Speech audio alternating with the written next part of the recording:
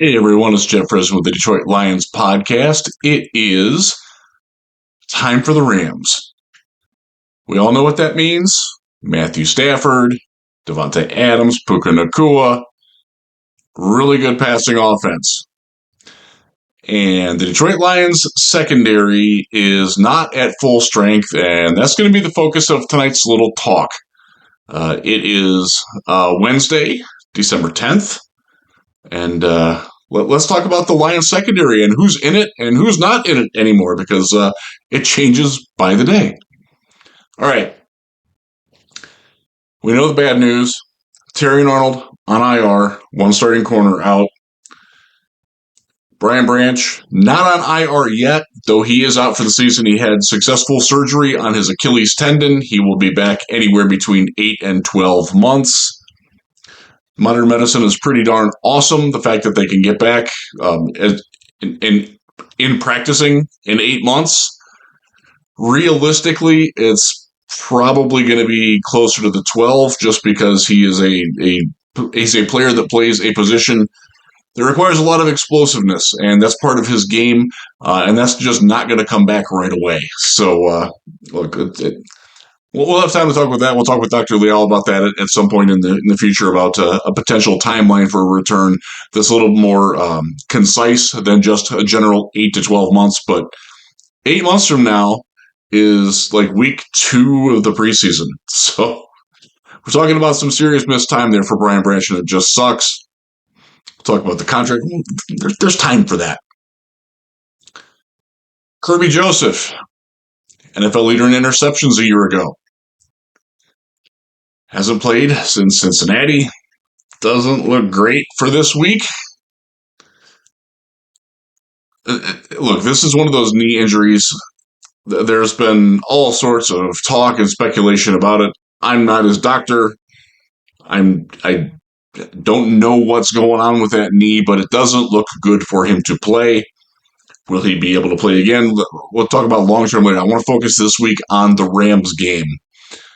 It's unlikely, probably extremely unlikely, that we see Kirby Joseph play this week. And if he does play, remember, he hasn't practiced in 2 months. It's asking a lot for a guy, again, who's got a knee injury that has kept him out of practice for 8, 9, 10 weeks. And he's going to be playing a position that requires him to be at his most explosive, most dynamic athletically. That's asking a lot, man. I wouldn't put it past him, but I'm going to plan on Kirby Joseph not being a factor in this game against the Los Angeles Rams. A big one for the Detroit Lions, obviously, and their playoff chances. Fairly big one for the Rams, too, because they are in a battle for the NFC West title. One quick thing before we get to the rest of the secondary. I don't think this is getting brought up enough. The Rams play the following Thursday night against Seattle. That's the team they're competing with, along with San Francisco, for the NFC West title. So I would never say that the Rams are overlooking the Detroit Lions for that next game. But we do know from our own experience, the short weeks, the short work weeks and condensed times and wackadoodle, like, do we ever play at noon on Sunday or 1 on Sunday anymore? Not really. I do think that's a factor in the season, and I wouldn't discount that that's something of a factor for the Rams this week. Again, not that they're not going to give their all for the Lions, but this is a game where I do think that if the Lions can jump out early, the Rams are like, you know what? We can lose this one as long as we win next week. We're good. Kind of wishful thinking on my part, I know, but I'm trying to foster a little hope here, because the secondary is what it is, man. We're dealing without 3 impact players. DJ Reed is back. Let's hope he continues to keep playing better. I thought I saw some decent things from him in the Dallas game. Looked a little spryer than he had. It was nice to see. That win over Dallas was nice. Amik Robertson. Love Amik. He's not having a good couple of weeks in coverage. Some of it is that they are picking on him with receivers that he's not necessarily the best equipped to play against. Some of it is the fact that he doesn't have the safety help that he's used to, with Kirby being out, with Branch being, even before Branch got hurt, he hasn't been playing great.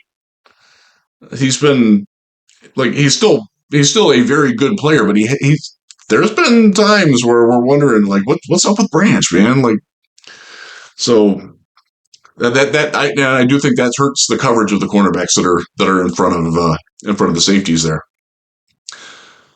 So we're looking at Rakusin, who can be physical, can body up against a guy like Puka Nakua, a physical receiver. Let's hope.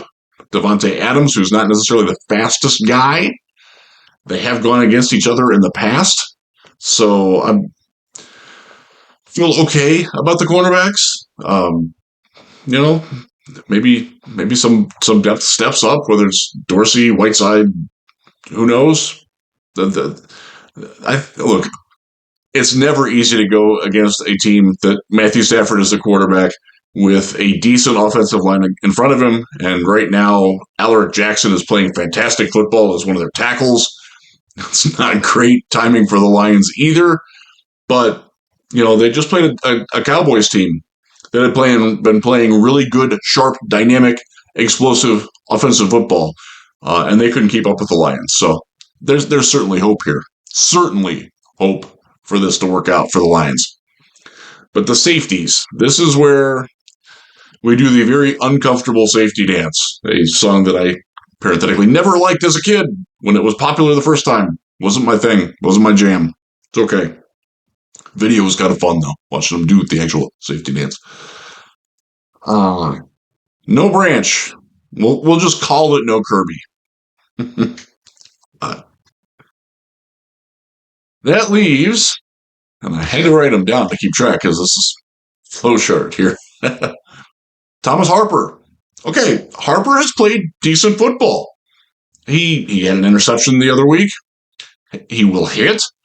He has starting experience from his time with the Raiders. He actually knows Davante Adams from practicing against him with the Raiders as much as that can help. Hopefully it can. The issue is he's in the concussion protocol. Now, it's Wednesday. On the Wednesday practice report, he was listed as a limited participant, which means that if he continues to progress through and he's a full participant on Thursday and he's asymptomatic on Friday or Saturday, he can play. He's got to get one full practice in. He's got 2 days to do that and then be asymptomatic the next day.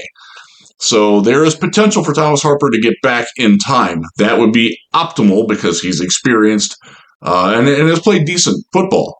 He's not Kirby. One nice thing, I don't think they ask him to be Kirby too much, which is that's a better way to handle things than asking Graham Glasgow to make Frank Ragnow blocks. I think mercifully that's finally stopped. So Glasgow, by the way, Glasgow had a nice game against Dallas. That was a good one. Nice to see. Needed that. I'm looking at Daniel Thomas, special teams guy. People saw him in last week and do we have who's number 2? Is he number 4? Number 8? It's that anonymous. He is a hitter. He would ostensibly fill the Branch role, but this is a guy who belongs on special teams. And if you're asking him to play defense a lot, it's probably a little bit over his pay grade head. And that's just the reality of who Daniel Thomas is. It could be worse. It's been worse. We saw worse last year. Well, not at safety, but everywhere else on the defense. Well, got my fingers crossed there. So there's a couple of new guys that came in. And the newest one is one that I know pretty well. And most fans probably are familiar with the name of Jalen Mills, former Eagles starter, won a Super Bowl ring with them, played for the Jets for a couple of years. He was recently with the Texans. The Texans have a freakishly weird amount of safety depth, so they let him go. Lions claimed him off waivers. First off, good move, Brad. Thank you. We're not good there. We're better now that we have Jalen Mills. He didn't play a lot with Houston. Did a little bit on special teams, but this is a guy, much like Avonte Maddox, who I expect to see a lot. He can play any spot in the defense. He's got over 500 snaps playing left cornerback, right cornerback, slot cornerback, free safety, box safety in his career. Like all of those. Dude plays everywhere. One of the issues that he's had is that because he plays everywhere, the old Dream Theater lyric, there's nowhere to set my aim, so I'm everywhere.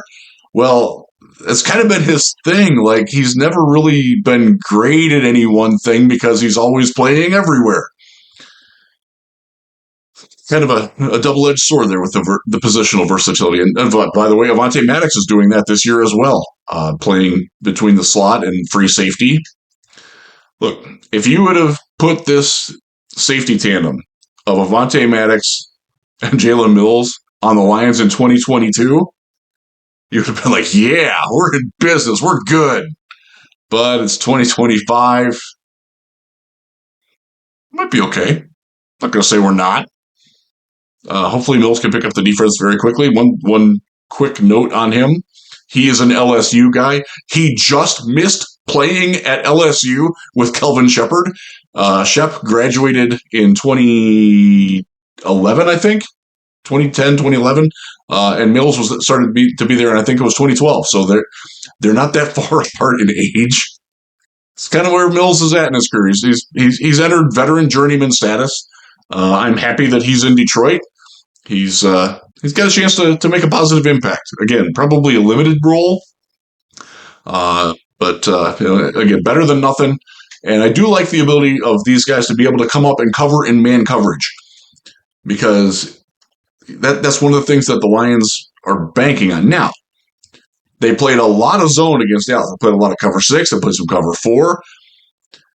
Mixing things up like that and making Stafford guess, make him hold that ball just for a split second longer, make those receivers wonder just a little bit more, like, oh, okay, maybe I need to go like an extra yard or 2 deep here, or my break has to come out a little bit sharper, or things like that. Those are little, like, gimmicky type things that can work for a little bit. And the good thing is they only need to work for a little bit. That's 1 week. Play the Steelers after this.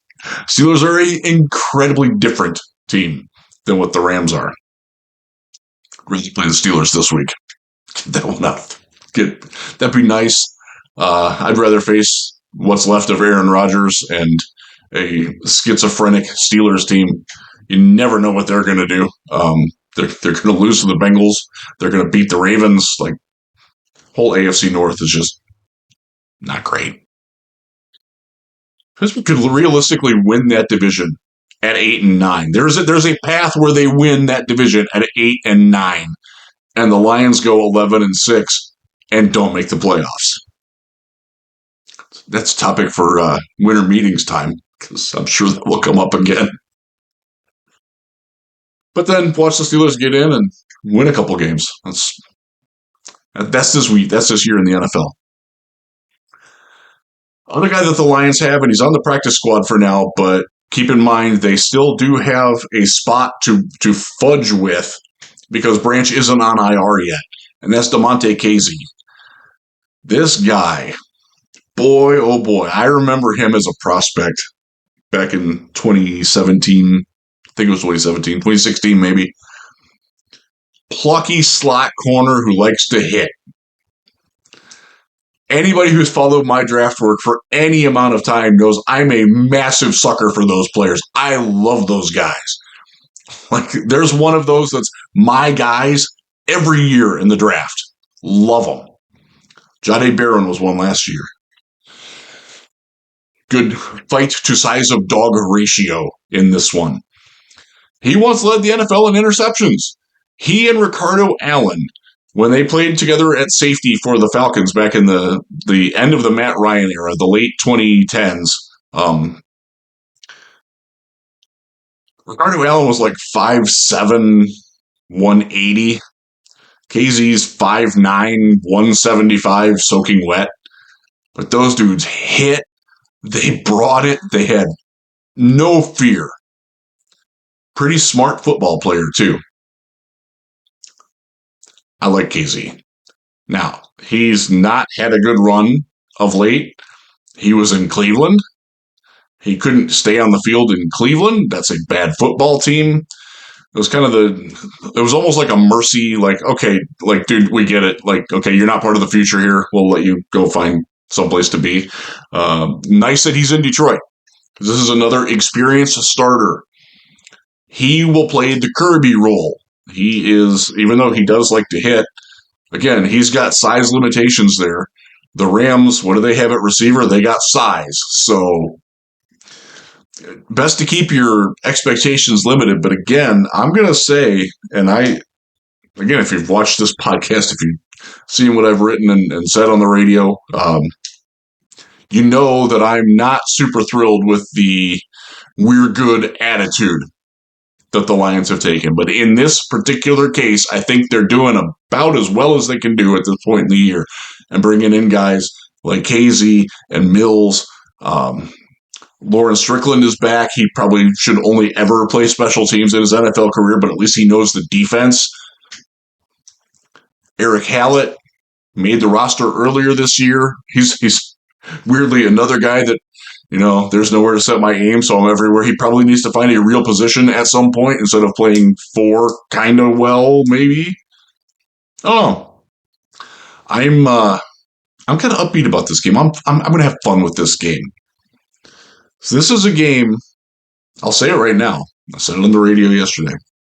Lions can lose this game and still make the playoffs, but it gets a lot harder. I want to see them go out to Los Angeles and win this game. I want this defense to rise up. How do you help a secondary that's got anonymous dudes that people are going to be looking like, who's number 24? Who's 2? Who's the 12 guy? Who's 7? You got pressure. Pressure can bail these guys out. Hutchinson, Al-Qadim Muhammad, the reigning NFC Defensive Player of the Week. And by the way, he earned it. Good job for him. It was nice to have him back after he touched the quarterback once in 6 games. He rose up. Role players rising up. That's what good teams get. Lions got that last week. They're going to need to do it again against these Rams. But they have guys that have shown that they can step up. Avonte Maddox, Jalen Mills have both started in a Super Bowl. That's a lot better than Jamal Adams and, oh my God, I don't even want to remember some of the names from last year that we trotted out there on defense as replacements. The legion of not quite whom anymore, because I think we're getting a little bit more familiar with these guys. And the cornerbacks, look, Amik's got to step up. This is a week. Jack Campbell has been playing outstanding football. He is an all-pro worthy player this year. But if he could give just a little more. Alex Anzalone, give just a little more. It would be great if Derek Barnes got a sack, created a couple of pressures. It would be great if Tyleek and Aleem up front in the middle got pressure up the gut. They did that fairly well against Dallas. I know that not necessarily their PFF scores showed that. I watched the tape. I thought they played well. I thought Reader had a great game. One of DJ Reader's better games in a Lions uniform. So there are guys on this team. There is talent. It's certainly not great to be shorthanded and not great to be without the best starting tandem, safety tandem in football. And that's what Branch and Joseph are. They certainly were in 2024, 2023. Now the Lions are going to have to find a way. Good teams find a way. We'll find out how good this team is on Sunday in Los Angeles.